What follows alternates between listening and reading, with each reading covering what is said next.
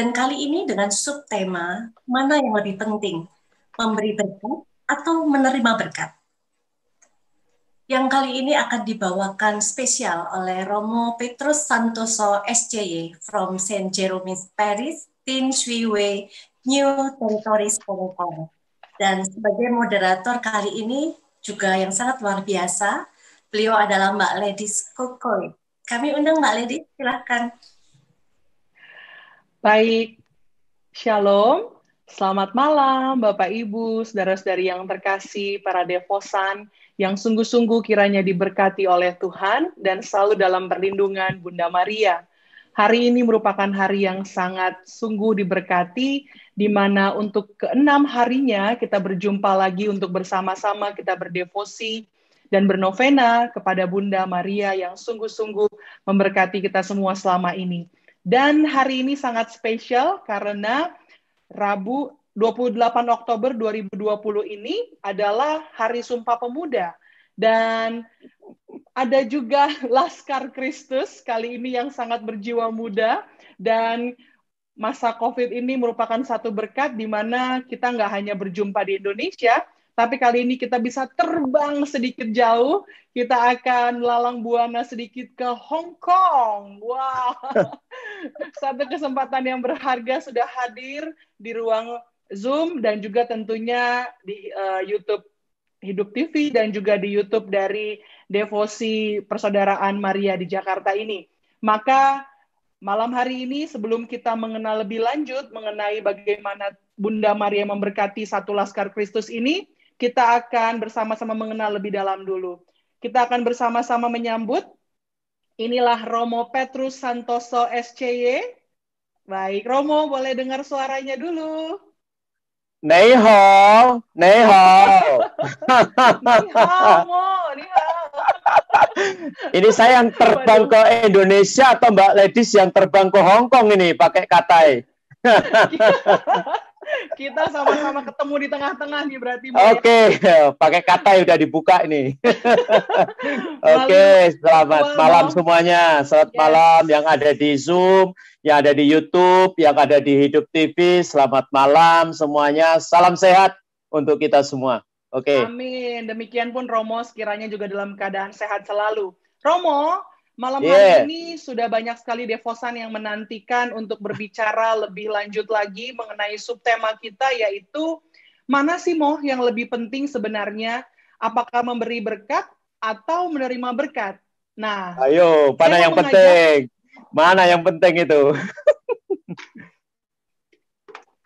Oh iya, saya mau mengajak sebentar, saya mau mengajak seluruh umat untuk kali ini boleh melihat kalau sekiranya ada pertanyaan ketika sedang berlangsung apa yang sedang kami bicarakan, silakan langsung bisa mengisi di chat Zoom atau juga bisa langsung menuliskan pertanyaannya di kolom chat di live YouTube yang sudah Bapak Ibu ikuti. Jadi untuk yang pertama ini seperti saya katakan, kita mau kenalan dulu lebih lanjut. Tak kenal maka tak sayang ya, Mo? Betul, betul. Saya kan pengen disayang. Baik. Oke. Maka kita akan kenalan dulu nih. Saya akan bacakan sedikit. Ini adalah profil dari narasumber kita malam hari ini. Ini depannya FR. Ternyata beliau kali ini dipanggil oleh umat yang dikasihi itu dengan sebutan Father. Nah, kita akan panggil saja ini Father Petrus Santoso SCY. Tapi Bapak Ibu bisa lihat di sebelah kanannya ada tulisannya Sohei Lok. Nah, ini saya kan mungkin penyebutannya juga mungkin salah atau bagaimana. Romo bisa sedikit jelaskan apa nih Mo arti dari, karena kalau saya lihat ini punya satu makna tertentu nih, arti dari nama Romo ini. Boleh dijelaskan dikit, Mo? Baik, jadi itu nama saya ketika saya menjadi misionaris di Macau dan Hong Kong, saya diberi nama yaitu So Heilo. Ya, So Heilo artinya So itu sungguh, Heilo itu bahagia. Maka arti dari Heilo itu adalah joyful. Maka sekarang saya bertugas di paroki dipanggil dengan nama Romo So Happy. Romo yang sangat bahagia. Dan nama ini diberikan oleh seorang yang umat saya di Makau, guru kantonis saya. Hanya saja 2 tahun yang lalu beliau dipanggil oleh Tuhan. Maka ini adalah kenang-kenangan yang sangat luar biasa untuk saya sebagai misionaris di Makau dan Hong Kong dengan nama So Hei Lo. Artinya adalah so happy. Begitu, Mbak Ledis. Oke, satu nama yang sangat berarti sekali ya, Mo. Ya. Oke, saya sedikit ada sinyal kurang baik, jadi mohon maaf juga kalau ada sedikit gangguan. Saya lanjutkan. Nah, ini Romo lahir dan dibesarkan di Purbasakti, Indonesia ya, Mo. Pada tanggal 19 Maret 1977. Wah, ini kalau tahunnya sama kayak suami saya nih, Mo. Udah tua. Tua muda, kan Laskar Kristus. Nah, yang menarik nih, Mo. Dilahirkan oleh kedua orang tua yang sungguh luar biasa tentunya, Bapak Agustin Ijo yang sudah dipanggil Tuhan di tahun 2001. Dan ini yang saya dapat infonya, nama ibu ini memang lengkapnya adalah Florentina Wakijem. Tapi banyak orang memanggilnya dengan nickname-nya apa nih, Mo? Yang biasa dipanggil dengan Mama Floren. Mama Floren, mengapa? Karena ibu saya setelah bapak meninggal itu benar-benar menjadi wanita yang sangat perkasa. Luar biasa, harus membesarkan kami berenam. Sekarang kami bisa, ya seperti sekarang ini tidak lepas dari jasa ibu saya yang luar biasa. Maka kami menyebut Mama Floren itu, orang yang wanita yang sangat perkasa, begitu. Mantap. Sudah dapat figur ibu yang kuat dari mulai sampai sekarang ya, Mo ya. Puji nama Tuhan. Dan ibu saya tidak pernah berhenti doa rosario itu, Mbak Lady, sampai sekarang tidak pernah berhenti doa rosario tiap hari. Hasilnya sudah kita bisa sama-sama saksikan para devosan yang terkasih. Sudah ada anak terkasihnya yang boleh memberkati kita semua malam hari ini. Tepuk tangan dulu dong, Mama Floren. Makasih. Oke. Dan kakak adik dari Romo nih, ada Veronica Purwaningsi, ada Kristiani Dwi Suyanti, ada Emmanuel Triwahono, Maria Catur Handayani, dan Romo sendiri. Berikutnya Teresia Baby Setiawati dan Justinus Nur Sabto Kristanto. Demikian ya, Mo. Berarti Romo kelima. Kelima. Saya Arjuna, anak kelima. Kalau begitu, kita kenal lebih dalam lagi. Ini adalah Chronology of Vocation and Ministry dari Romo, atau yang biasa kita sebut ini mungkin biografi perjalanan kehidupan Romo sampai dengan saat sekarang ini. Ini Romo ternyata punya desire yang begitu kuat, yaitu to respond his love. Melalui apa? Tahun 1986 ada desire to become a priest since at the 3rd grade of elementary school, yaitu di Sacred Heart Church, Purbasakti. Setelah berdoa Holy Rosary. Ini kayaknya mesti diceritain dikit nih, Mo. Ini kenapa nih, Mo? Tahun 86 ada momen apa, Mo? Waduh, Mbak Ledis, kalau saya udah cerita gini mau nangis saya. Merinding ini saya.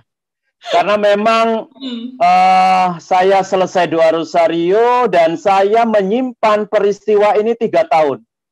Saya tidak bisa bercerita, saya bingung harus cerita kepada siapa. Tapi momen itu biasanya saya doa rosario jam 3 dengan teman-teman, tapi pada saat itu saya tidak ada teman, saya doa sendiri di dalam gereja, kan Buah Marianya itu di dalam gereja Hati Kudus di Purbasakti itu. Nah kemudian setelah selesai kemuliaan saat itu, saya seperti mendengar suara dan ada keinginan untuk menjadi seorang imam. Hanya saya takut saya harus cerita kepada siapa. Maka kemudian itu saya simpan selama 3 tahun, baru saya ungkapkan ketika saya kelas 6 SD, dan itu saya sampaikan kepada Romo Martinus Van Oy SCJ. Waktu itu keinginan saya untuk menjadi imam. Jadi bayangkan, sebagai anak yang umur 9 tahun, harus menyimpan peristiwa itu selama 3 tahun. Dan setiap kali lewat ke tempat itu, yang dirasakan adalah suara bagaimana Bunda Maria menginginkan saya untuk menjadi seorang imam. Jadi 3 tahun setiap kali lewat di dalam gereja itu akan muncul terus. Dan selama 3 tahun. Begitu. Jadi Saya merinding ini kalau sudah mulai cerita peristiwa itu, karena itu sangat luar biasa pengalaman saya, ya, begitu. Karena kalau dilihat tadi ada tulisan desire, itu kan berarti sungguh-sungguh itu yang benar-benar pengen muncul, banget dilakuin ya. gitu ya. Dan karena desire sampai tidak bisa mengungkapkan, ya, disimpan di usia 9 tahun, kita tidak tahu harus cerita apa, tapi pengalaman itu ada gitu, pengalaman itu ada, hanya nggak bisa cerita, begitu. Hanya disimpan Romo 3 tahun. Nih, apa yang juga Bunda Maria lakukan ya, menyimpan semua perkara dalam hati. Waduh. Betul itu Mbak Ledis. Jadi benar itu. Jadi memang bergemuruh ya. Jadi benar, ada takut, ada senang, ada bahagia, ada bangga, campur aduk itu. Benar-benar campur aduk itu. Tapi ketika menyampaikan di kelas 6 SD, waduh, plong betul itu. Plong, karena saya langsung dirangkul oleh Romo Martin waktu itu. Dirangkul, dan dia mengatakan, Santoso pasti kamu jadi Romo. Begitu. Anak kelas 6 SD sudah bisa merasakan perasaan yang campur aduk. Saya ngerti banget mau kenapa Romo 3 tahun menyimpannya, karena nggak tahu harus melakukan apa ya, Mo, ya. Betul. Aku lanjut ya, Mo. Ini kalau betul, kita lihat, silakan. ya, Romo juga sempat di Palembang, sempat di Lampung, di Gisting, di Yogyakarta, juga Year of Pastoral masuk lagi di Palembang, kemudian ke Jogja lagi, ada masa diakonnya di Palembang. Kita lanjutkan lagi.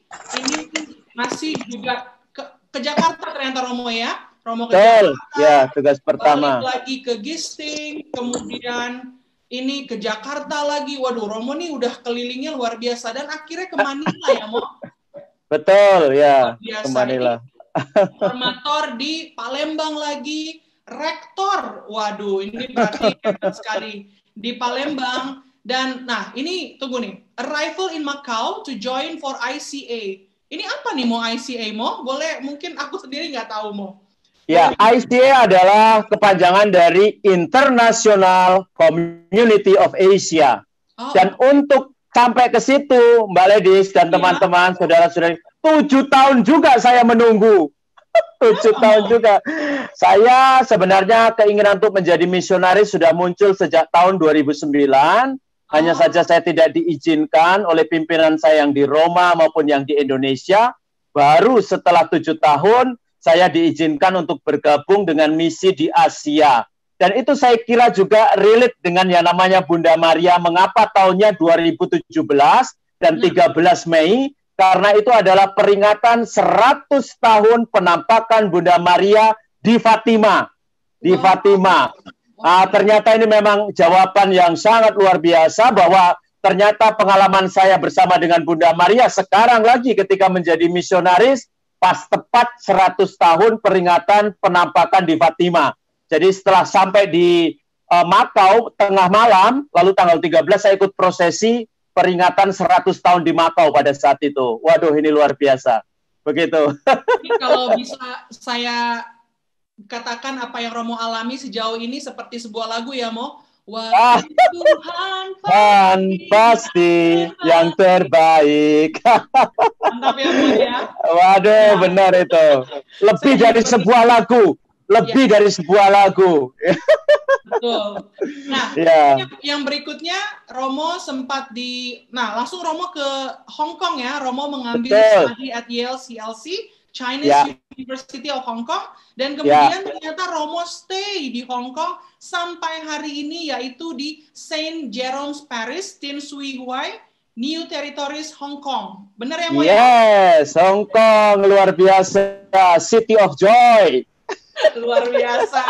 One day semoga Bapak Ibu saudara-saudari Devosan bisa jumpa dengan Romo ya di Hong Kong kalau main ke sana ya, atau kalau Romo ke Jakarta juga kita bisa bertemu. Nah, namun di ruang virtual ini perjumpaan kita adalah mengenai bagaimana yang tadi Mo, atas cerita kehidupan Romo saja sudah sangat memberkati, yaitu begitu banyak pengalaman Romo dengan Bunda Maria. Nah, berkaitan dengan tema ini, Mo, mana yang lebih penting, memberi berkat atau menerima berkat?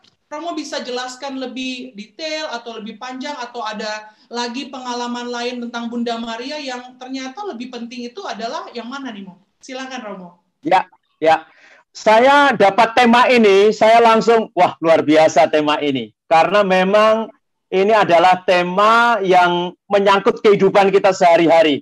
Maka ketika saya dapat tema ini, waktu itu 1 bulan yang lalu saya sudah siapkan ini, tema ini. Saya sudah siapkan, saya kirim ke Mbak Irin waktu itu, coretan-coretan saya. Karena memang tema ini sangat dekat dengan kehidupan kita. Maka saya akan membaginya demikian. Saya akan memberi pengantar, lalu beberapa poin, lalu nanti saya akan memberikan kesimpulan, lalu nanti kita perdalam lewat tanya-jawab. Nah, setelah 43 tahun, saya diizinkan oleh Tuhan untuk hidup di tengah dunia ini. Lalu 14 tahun diterima oleh Gereja Katolik menjadi imam. Lalu 23 tahun saya hidup sebagai seorang biarawan di Dehonian, Sacred Heart of Priest of Sacred Heart, imam-imam mati kudus. Saya berani memberikan 2 pernyataan yang sangat tegas. Yang pertama adalah pernyataan pertama, pemberian terbesar dari orang tua saya adalah mengizinkan saya menjadi seorang imam. Mengizinkan saya menjadi seorang imam. Sehingga sekarang di hadapan saudara-saudari semua, Zoom, YouTube, Hidup TV, saya sekarang menjadi berkat bagi saudara-saudari karena saya sekarang menjadi seorang imam. Kalau saya tidak diizinkan menjadi seorang imam, barangkali saya paling banter, karir saya itu jadi kepala desa di kampung. Paling banter. Itu ya, dan saya tidak clear. Itu saya lihat kayaknya karir saya di situ. Saya kepala desa atau jadi guru lah, ngikuti jejak bapak saya. Atau ternak ayam di kampung atau ternak ikan. Itu kurang lebih karirnya, kurang lebih seperti itu. Tapi karena saya diizinkan menjadi seorang imam, maka sekarang saya menjadi berkat bagi ibu, bapak, saudara-saudari semua. Itu pernyataan yang pertama. Persembahan terbesar dari orang tua adalah mengizinkan saya menjadi seorang imam. Lalu, persembahan terbesar dari diri saya kepada Gereja Katolik adalah ketika saya mempersembahkan diri menjadi seorang misionaris di Hong Kong. Maka sekarang saya menjadi berkat bagi Keuskupan Hong Kong. Baru saja tadi saya rekoleksi, saya ketemu kardinal, saya ketemu Bapak Uskup, ketemu vikar, dan tadi ngobrol Santoso. Ingat kontraknya sampai 2024, jangan menyerah, harus di sini terus, nggak boleh pulang ke Indonesia sampai kontraknya habis, nanti diperbarui lagi. Maka mau dengan kata lain mengatakan, ya saya sekarang jadi berkat untuk keuskupan di Hong Kong. Kalau misalnya saya di Indonesia, paling banter saya di Lampung atau di sekitar Lampung. Di sana juga banyak pelayanan imam-imam yang hebat. Maka saya memberanikan diri untuk mempersembahkan di tempat yang lain menjadi misionaris. Karena ini juga panggilan demi panggilan yang saya dapatkan untuk memperkuat misi ICA di Asia, seperti itu. Nah, kemudian mengapa 2 pertanyaan ini muncul? Ya, mengapa 2 pertanyaan ini muncul? Karena saya belajar. Saya belajar dari banyak orang. Yang pertama, saya belajar dari bapak saya. Bapak saya ini adalah seorang katekis, seorang ahli pijat refleksi, dan seorang guru. Nah, ini 3. Bapak saya mengajar di 5 sekolah SD dan 2 SMP. Dan pada saat itu tidak pernah naik kendaraan bermotor. Hanya naik sepeda. Keliling sampai puluhan kilo naik sepeda. Dan itu mencari umat di kampung-kampung di daerah Transmigrasi. Nah, pengalaman bapak saya ini begitu melekat di dalam diri saya. Saya mengatakan, saya harus bisa seperti bapak saya, bagaimana bisa memberikan sesuatu kepada orang lain sebagai pendidik atau sebagai guru agama. Ini yang pertama, belajar dari bapak saya. Lalu yang kedua, saya belajar dari ibu saya. Ibu saya adalah seorang penjual pecel selama 20 tahun. Ibu saya adalah seorang penari dan sekaligus ibu saya pinter membuat kue. Maka ketika di kampung, ibu saya kalau misalnya ada rewang, kalau dalam bahasa Jawa, ada orang punya hajat, itu biasanya ibu akan menjadi ketua bagian konsumsi. Karena dia ahli untuk masak dan membuat kue, buat kursus-kursus untuk para ibu di kampung pada saat itu. Dan ternyata ilmu yang ibu berikan ini juga kemudian melekat pada diri saya. Saya juga ingin menjadi seperti ibu. Bagaimana bisa memberikan ilmu atau keahlian kepada orang lain. Itu dari ibu. Lalu belajar yang ketiga dari... Bentar, Mo. Jadi Ya. yang dari Ibu soal yang jago masak ini turun juga ke Romo nggak nih? Betul, lah ini. Ya ini dari ibu ini saya. Karena kelas 2 SD saya sudah diajari masak. Kelas 2 SD oleh ibu. Tapi buat saya ini masih hoax, Mo. Selama saya belum mencicipi masakan Romo, saya belum bisa bilang enak atau enggak nih. Oke, ya, baik. Oke, saya lanjutkan ya. Lalu berikutnya saya belajar dari teman-teman saya di seminari. Jadi kami dari angkatan itu kan ada 23 orang. Lalu di kelas itu selama 4 tahun itu ada yang pinter matematika, ada yang pinter bahasa Inggris, ada yang pinter untuk ekonomi, akuntansi. Nah, biasanya kami saling membantu. Nah, kebetulan talenta saya waktu di seminari adalah tulisan saya termasuk yang bagus. Maka kalau ada lomba mading saya diminta untuk menulis. Dan kita pernah juara untuk lomba mading. Maka memang tulisan tangan saya bagus, bukan seperti tulisan dokter. Tulisan saya bagus, memang bagus. Sangat bagus ya. Maka di situ saya ambil bagian dalam lomba mading. Oke. Lalu belajar yang lain lagi adalah dari tetangga saya. Ya, dari tetangga saya. Misalnya kita waktu di kampung menukar makanan pada saat itu. Atau kalau musim panen atau musim tanam, kita gotong royong ke ladang dan kita saling membantu. Atau kalau kita pergi, rumah kita dijaga oleh tetangga kami. Jadi di sini juga belajar bagaimana mereka memberikan diri. Lalu yang lain, saya belajar dari umat, banyak sekali. Saat di Indonesia, sampai berlebihan, sampai berat badan saya 100 kg, karena pemberian umat yang luar biasa. Jadi kanan kiri pokoknya saya disebut waktu itu seperti Romo Endut, panggilannya sampai mondut kan, karena saya gendut pada saat itu. Lalu sekarang di Hong Kong, saya mendapatkan kebaikan dari mbak-mbak migran Indonesia, Filipina, orang-orang Hong Kong, dan seterusnya. Jadi banyak sekali pemberian yang diberikan oleh umat. Lalu dari konfraterku, saya belajar dari para Romo dalam kongregasi saya, mereka siap sedia. Mau dikirim di desa, mau dikirim di pelosok, mau dikirim di kota, mau dikirim di metropolitan, mereka mengatakan, Ecce venio. Pokoknya aku datang untuk melakukan kehendakmu. Saya belajar banyak dari para konfrater saya, tidak memilih tempat di mana ditugaskan. Pokoknya siap. Lalu yang terakhir saya belajar dari sahabat saya. Dan biasanya ketika saya belajar dari sahabat, selalu mulai dari titik yang paling lemah. Ketika sahabat saya mengalami keterpurukan, ketika sahabat saya mengalami luka, ketika sahabat saya mengalami kegagalan, ketika sahabat saya mengalami banyak keterbatasan atau putus harapan. Dan yang selalu muncul dalam diri saya adalah saya harus bisa mendampingi sahabat saya ini sampai bisa bangkit lagi, sampai bisa berdiri lagi. Dan itu ditulis dengan sangat jelas di dalam Matius bab 12, khususnya ayat yang 20. Buluh yang patah terkulai tidak akan diputuskannya, dan sumbu yang pudar nyalanya tidak akan dipadamkannya. Maka kalau kita mau menjadi sahabat, benar-benar sahabat kita harus kita dampingi sampai dia bisa bangkit lagi, dia punya harapan, dia punya kekuatan lagi di dalam hidupnya. Nah, ini kurang lebih saya belajar dari situ. Lalu, apa yang saya lihat ketika mereka yang saya beri atau mereka yang saya dampingi itu mendapatkan sesuatu yang jelas, mereka bahagia.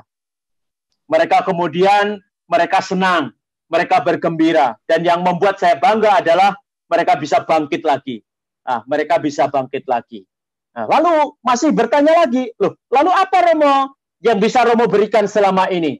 Saya pikir dulu, waktu Bapak kirim surat tiap hari kepada saya, tiap bulan kepada saya di seminari, saya pikir kamu harus bisa menolong orang lain. Saya pikir dengan materi, tapi ketika menjadi imam memang tidak ada materi. Lalu yang saya beri sekarang konkret adalah ilmu saya, kesetiaan saya, lalu pengalaman iman saya. Nah, pengalaman iman saya yang kemudian saya berikan. Nah, lalu dari mana semangat ini? Semangat ini muncul. Nah, setelah 43 tahun, 14 tahun menjadi imam, 23 tahun sebagai biarawan, saya terpesona dengan kata-kata dari Injil Matius bab 10 ayat 8.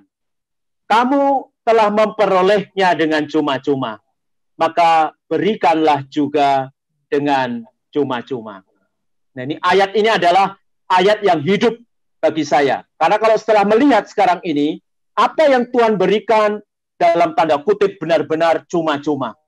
Dan saya bisa memberi sekarang juga dengan cuma-cuma. Ilmu saya, kesetiaan saya, bahkan juga yang disebut dengan pengalaman iman saya sebagai orang Katolik. Nah, maka sebagai kesimpulan demikian, saudara-saudari, saya mau mengatakan, memberi dan diberi berkatnya itu sama. Hanya yang harus kita lakukan demikian. Ketika kita memberi, jangan hitung-hitungan. Mengapa? Karena kalau kita sudah memberi, yakin yang kita berikan itu akan dilipat gandakan oleh Tuhan. Contohnya adalah ketika anak kecil memberi 5 potong roti dan 2 ekor ikan untuk 5.000 orang.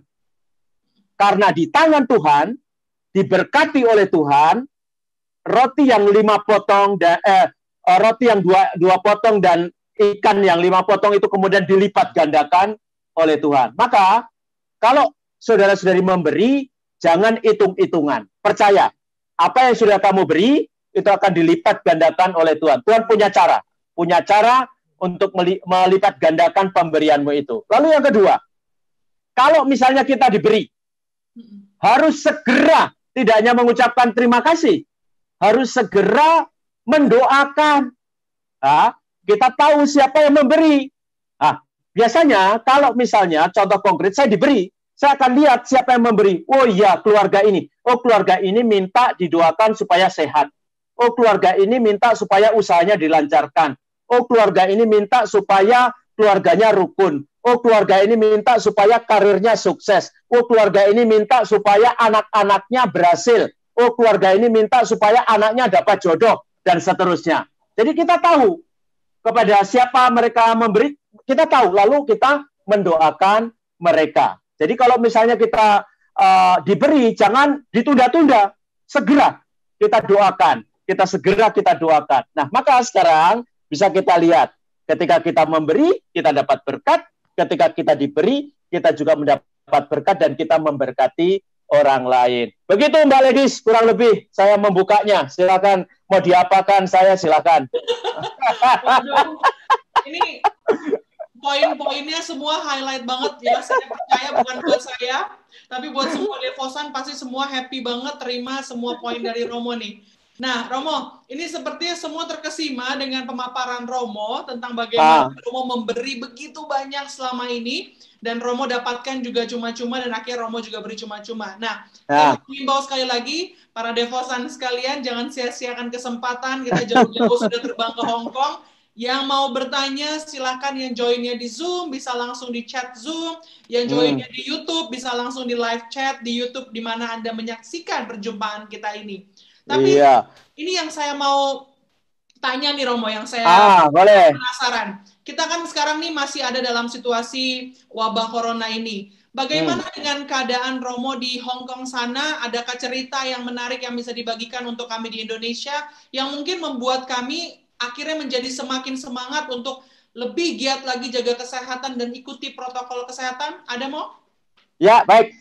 Jadi pertama saya harus minta maaf. Mengapa? Karena virus ini kan datang dari tempat kami. Iya ya, jadi dari Wuhan, lalu kemudian Makau dan Hong Kong pada Januari tahun yang lalu menyebar ke seluruh dunia, hampir ke 200 negara. Jadi kami Hong Kong ini benar-benar belajar dari tahun 2003 ketika ada SARS, ya. Tahun 2003, 17 tahun yang lalu, maka ketika ada virus COVID-19 ini, pemerintah Hong Kong dengan cepat preventif supaya tidak terjadi seperti 2003 kematian sampai di atas 200 orang pada saat itu.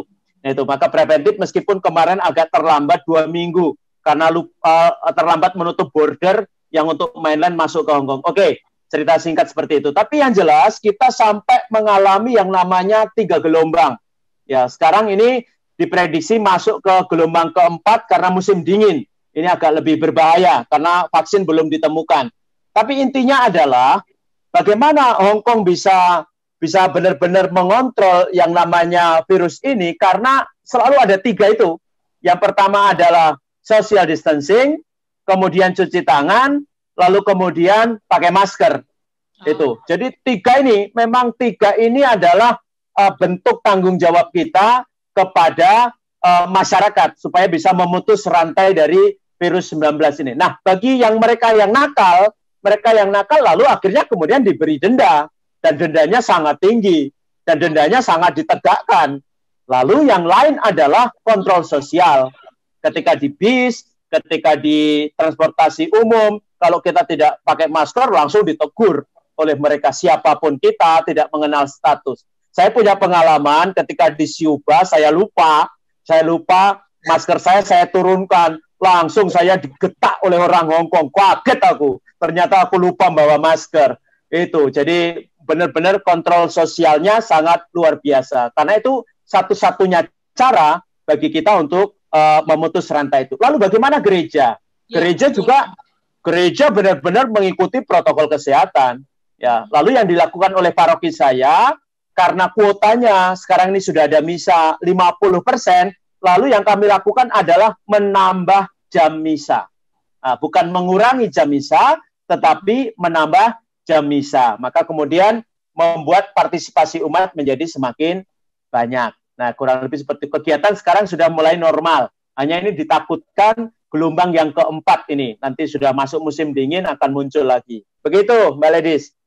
Kenapa saya mengangkat keadaan ini, Mo? Karena saya yakin bahwa setiap kita juga di masa seperti sekarang, kondisi untuk bagaimana kita memberi berkat adalah dengan kita juga dapat menjaga kesehatan kita di tengah situasi seperti ini kan ya, Mo ya? Ya, betul. Ini kalau Romo bisa kasih, mungkin di sana Romo udah banyak bersosialisasi atau berdiskusi dengan umat-umat Katolik di Hong Kong sana. Ya, mungkin ada yang bisa Romo bagikan buat kami bagaimana kami memahami betul bahwa arti dari kata memberi adalah walaupun saat ini kita mungkin juga sedang tidak bisa memberi dan kita berharapnya adalah kita menerima saja. Pesan Romo apa sih supaya kita benar-benar paham bahwa arti memberi itu bukan hanya sekedar materi, tapi benar-benar poin yang tadi udah Romo jabarkan, bahwa Romo memberikan diri Romo, dan Matius yang tadi Romo sampaikan itu, ayat itu sangat-sangat highlight buat saya. Ada lagi nggak, Mo? Pesan yang membuat kita kuat.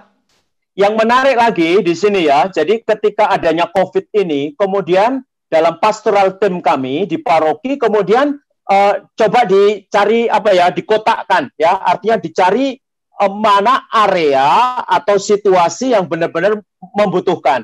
Lalu akhirnya dalam rapat pastoral akhirnya dimunculkan yang diaktifkan adalah kelompok SSP ya, SSP bagian sosial yang Vincentian itu. Nah itu kemudian yang bergerak aktif mereka.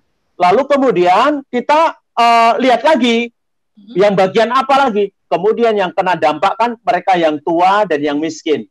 Nah, itu, yang tua yang miskin. Lalu kemudian kita sampai selama pandemik ini mungkin lebih 6 kali. Kita memberikan bantuan kepada mereka yang tua, lansia itu yang miskin, lalu kita keliling ke gedung-gedung yang tinggi itu. Kita cari umat kita yang tua, yang lansia, kemudian yang tinggal sendiri. Nah, itu biasanya kita tolong dengan cara itu. Nah, ternyata timbal baliknya nih yang menarik. Saya ada 2 popo yang bagi saya admire. Saya sangat kagum dengan 2 popo ini. Yang satu adalah usianya itu 90 tahun. Lalu yang satu, popo satunya itu umurnya 95 tahun. Bayangkan, selama COVID, dia datang terus ke gereja. Dan dia hanya doa di depan patung Bunda Maria itu selama kurang lebih 10 menit. Dan itu persis ketika saya buka pintu gerbang, saya buka gereja, pasti Popo ada di situ. Gitu, Popo ada di situ. Dia doa salam Maria. Dan Popo ini selalu ikut misa tiap hari. Tapi karena waktu kita tidak ada misa, maka dia hanya datang tiap hari, tidak pernah putus. Dia ke patung Bunda Maria dan berdoa.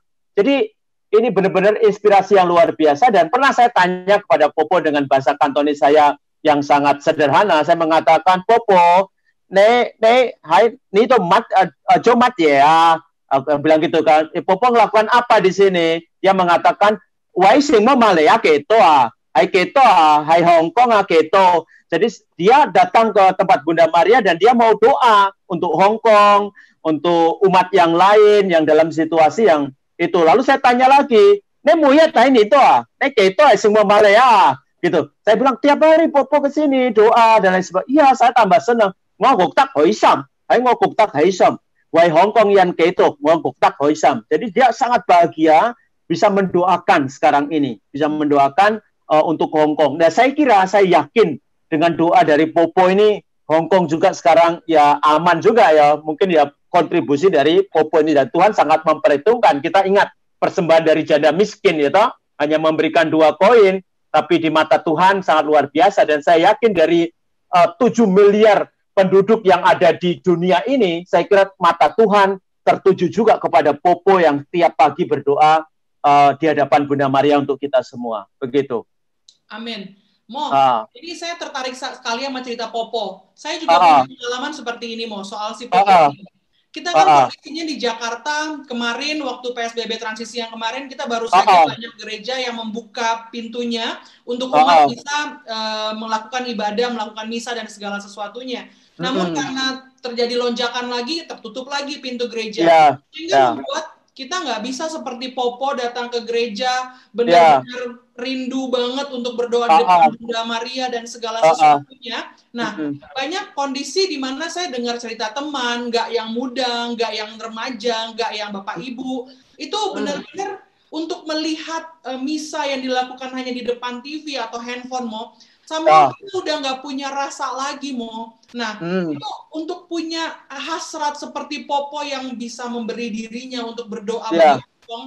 Romo bisa nggak sih kasih peneguhan kepada kita bagaimana kita tetap beriman, kita tetap bisa memberi diri kita untuk jadi berkat dengan kita kepenuhan akan cinta Tuhan, dengan kondisi kalau kita lagi kering banget yang udah nggak bisa nih misa dengan TV melulu begini nih, Mo, karena kondisinya kalau orang tuanya aja udah mungkin istilahnya udah nggak bisa lagi misa di depan TV, bagaimana anak-anak melihatnya? Demikian pun para remaja sekarang tuh kita lagi nonton misa mau di laptop, tiba-tiba masuklah notifikasi yang lain. Nah, bagaimana kita menjaga iman kita untuk terus mau kuat di tengah situasi yang seperti ini? Jadi yang pertama, pondasinya itu kan kita harus berani mengatakan dan sadar bahwa hati kita ini kan bait Roh Kudus. Paulus sudah mengatakan ya, baik kita bait Roh Kudus, jadi bagaimana masing-masing kita bisa menjaga bait Roh Kudus kita itu. Nah, caranya itu saya menawarkan satu yang sangat sederhana. Perubahan terjadi pada diri saya itu tahun 2003. Ya, 2003 ini saya sangat monumental bagi saya. Mengapa? Karena waktu itu mulai dari sebuah janji sebenarnya. Saya janji kalau saya lulus teologi, ujian terakhir, maka saya akan jalan kaki. Nah, saya akan jalan kaki ke Gua Jatiningsih waktu itu. Jadi kalau saya lulus, saya akan jalan kaki dari Jogja ke Jatiningsih. Dan ternyata saya lulus. Dan sebenarnya pasti lulus. Ya, pasti lulus. Tapi saya sudah mengungkapkan janji itu, maka kemudian pada tahun 2003, tepat pukul 2 pagi, saya berangkat jalan kaki ke Gua Jatiningsih di Klepu. Di Klepu waktu itu. Dan membutuhkan waktu memang 6,5 jam. 6,5 jam untuk jalan kaki. Dan lihat Mbak Ledis dan para saudara, saya selama berjalan itu saya hanya doa Salam Maria. Ribuan Salam Maria yang saya doakan pada saat itu. Nah, ternyata doa yang ini memberikan efek yang luar biasa. Nah, khususnya gini, contoh konkretnya. Kalau saya sekarang ini, misalnya karena kalau Romo biasanya mengalami kesepian, kosong, dan lain sebagainya. Lalu lelah, capek. Lalu apa senjatanya? Doa Salam Maria supaya tidak kemasukan si jahat. Tidak kemasukan si jahat. Dan itu doa ini menjadi kayak senjata. Otomatis. Jadi kalau saya capek, langsung dengan sendirinya antenanya saya itu doa Salam Maria. Itu persis karena saya lakukan 2003 itu. 2003 itu yang mulut terus berdoa Salam Maria terus, Salam Maria. Nah, kadang-kadang kan orang bingung, kadang-kadang, Romo doa itu gimana sih? Kok saya lihat tetangga saya doanya bagus, teman saya bagus, sahabat saya bagus, doanya dia bisa nangis, dia bisa nari, dia bisa memuji, dia bisa sharing. Kok aku nggak bisa ya Romo ya? Saya kok kosong ya Romo ya? Padahal sebenarnya doa itu sangat sederhana. Kalau antena kamu dalam doa sudah ketemu, walah, udah enak sekali. Dan saya usulkan itu tadi, kamu cari aja doa-doa yang sangat sederhana. Para devosan sekarang. Ada doa Rosario, ada doa novena, lalu sekarang dibekali oleh romo-romo dari mana-mana ini, malah besok dari Vatikan lagi. Luar biasa itu. Udah didapatkan ilmunya didapatkan, tapi mulai praktek sendiri, harus ditemukan sendiri. Seperti saya relate 3 pengalaman itu. 86, kelas 3 SD, 2003, lulus teologi dengan Bunda Maria, lalu saya misi juga dengan Bunda Maria. Maka saya berani mengatakan, Maria ini benar-benar melindungi saya kemana saya pergi, gitu. Amin, Mo. Kalau tadi menegaskan apa yang Romo katakan, yang kita daraskan sebelum kita talk show ini kan adalah Rosario ya, Mo. Kita katakan ada 3 salam, salam Putri Allah Bapa, salam Bunda Allah Putra, dan salam mempelai Allah Roh Kudus. Kita yakin bahwa Roh Kudus itu mempelainya Bunda Maria, jadi kita berdoa bahwa Bunda itu udah paling mantep banget ya, Mo ya. Iya, dan juga tidak hanya mempelainya Bunda Maria, mempelai kalian semua juga. Maria itu tidak hanya Roh Kudus, kalian juga mempelainya Bunda Maria, begitu. Banget, Bu. Kita kalau ada apa-apa kan pasti larinya kepada Ibu ya, sama kayak dapat semua doa-doa dan semua kebisaannya Ibu, Mama Flora itu kan juga dari Mama. Kalau kita betul. Ya, mendekat kepada Bunda, kita pasti ya, Mo ya, bisa juga mengikuti apa yang menjadi teladan Bunda Maria itu sendiri. Betul. Dan ya Mbak Ledis, kalau kita relate dengan tema kita, kalau kita lihat Bunda Maria, dia memberi dan menerima. Dia memberi ya. Jadi dalam bahasa Yunani agrantos, itu jadi benar-benar dia mendapatkan rahmat yang luar biasa. Dia sampai dimurnikan. Jadi Maria itu diberkati Tuhan, tidak hanya diberkati, dia itu diberkati sampai menjadi orang yang suci murni. Sampai suci murni, without stain, tidak ada noda di dalam dirinya. Itu yang pertama. Lalu ketika dia memberi dengan tulus. Maka kalau kita membaca Lukas 1:46-55 yang Magnificat itu, kita akan lihat isi hati Maria itu. Jadi dia berikan semua untuk dunia. Dia berikan untuk semua. Jadi Maria kalau sudah menerima berkat dan memberi berkat, tidak ada yang ditahan. Dia benar-benar diberi karena dia tahu berkat Tuhan selalu lebih besar. Berkat Tuhan selalu lebih besar dan Tuhan bisa melipat gandakan berkat-berkat itu. Begitu. Amin. Ya. Cuma-cuma pokoknya, Mo ya, intinya. Iya. Nggak usah hitung-hitungan lah. Nggak usah hitung-hitungan. Benar itu. Kalau kita sudah hitung-hitungan, nanti macam-macam yang muncul. Mau pakai bijaksanalah, hati-hatilah, takut ditipu lah. Kan kemarin udah dijelaskan sama si Romo Flo kemarin. Sudah dijelaskan semua itu. Tapi kalau kita mau memberi, ya sudah, bro. Nanti Tuhan akan melipat gandakan. Pasti ada pintu yang lain dibuka nanti. Begitu. Yes, amin. Ya. Karena kadang apa yang kita nggak pernah pikirkan, itu yang justru Tuhan sediakan ya, Mo ya. Iya, betul. Tuhan gunung batuku dan benteng pertahananku. Keselamatanku. Amin, Mo. Aduh. Ini malam rasanya bukan saya aja nih yang hatinya sangat bersuka cita. Ini kayak sampai mengunjungi Maria, mungkin segembira itu kali perasaannya saya ya. Iya. Di ruang virtual devosi Maria dikunjungi oleh Romo Petrus untung ladies tidak lagi hamil. Kalau lagi hamil, bayinya nanti melonjak kegirangan. Bahaya. Mungkin sedang, Mo. Amin, doakan. Amin. Ya. Mo, kita tutup ada satu yang memuji Romo nih. Dari Tiklan Vincentia. Gimana? Romo tidak terlihat seperti orang Indonesia, mirip orang Hongkong. Saya ini sekarang lebih sipit lagi. Ini saya tarik ini Salam Maria penuh rahmat ya, lebih sipit kan? Tuh. Aduh. Luar biasa. Katanya Mbak Ledis, katanya saya tuh disebut sebagai Cuyung Fat. Kayak Chung Yung Fat katanya sekarang ini. Aduh, Romo. Ini kayaknya kalau bisa lebih panjang lagi lebih seru ya. Tapi jadi kalau ini kacamata hitam ini kan Chung Yung Fat ini. Oke. Nanti pusing semua. Nanti pusing semua nanti. Laskar Kristus semangatnya seperti ini luar biasa. Bapak Ibu para devosan, tugas kita bersama ya. Kalau hari ini Romo sudah memberi berkat kepada kita, kita yang sudah menerimanya. Kata Romo tadi, tugas kita adalah mendoakan Romo dan semua Romo-Romo lain yang sedang bermisi dimanapun di luar tanah air Indonesia ini, agar mereka mampu semangatnya berkobar apinya seperti Romo Petrus Santoso SCY Yamo. Banyak terima kasih Romo atas segala sesuatu yang diberikan kepada kami, berkat yang melimpah, tentang bagaimana kami harus memberi dengan cuma-cuma dan tanpa hitung-hitungan dengan Tuhan. Untuk itu, Bapak Ibu para devosan sekalian, kita bersyukur atas rahmat Tuhan ini. Dan